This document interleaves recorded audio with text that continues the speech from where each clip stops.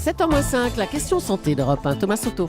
Avis à tous ceux qui un jour ont fait un régime, c'est-à-dire à peu près l'intégralité de la population mondiale. Il paraîtrait que le secret de la perte de poids se trouverait dans notre graisse. Docteur Lemoine, Sherlock Lemoine, votre enquête commence dans les cavernes de la préhistoire ce matin. Et oui Thomas, nous sommes les survivants des grandes famines de la préhistoire et aucun médecin au monde ne pourra gommer cette évidence. L'humanité a passé la quasi-totalité de son existence à résoudre deux problèmes. Comment trouver à manger et surtout comment répondre aux inévitables périodes de disette. Et pour ça, la nature nous a doté d'une unité microscopique de stockage, l'adipocyte. C'est ainsi que l'on appelle la cellule qui stocke la graisse et que l'on a longtemps considérée à tort comme une bonne grosse cellule sans intérêt. Alors justement, cette cellule de graisse, cette adipocyte, c'est ça, elle ressemble à quoi ?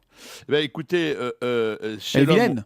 non Thomas, les gros sont pas forcément vilains.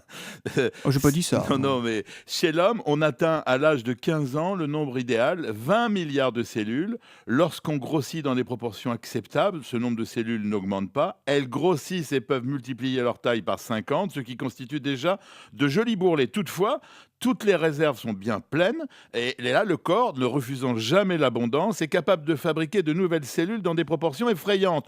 200 milliards remplis à craquer chez les grands obèses, 10 fois plus que chez un individu normal. Et alors ces cellules-là, hop, elles disparaissent dès qu'on maigrit ? Non, quand on maigrit, elles ne disparaissent pas, c'est le problème, elles se vident de leur graisse, mais on ne peut jamais en réduire le nombre. Et plus le stock est ancien, en particulier de l'adolescence, eh bien plus la graisse vieillit et devient difficile à éliminer. Ces cellules sont toujours prêtes à se recharger en graisse, ce qui explique pourquoi on reprend très facilement le poids perdu après l'arrêt de la plupart des régimes, sous forme de petits bidons, là où les cellules sont les plus nombreuses.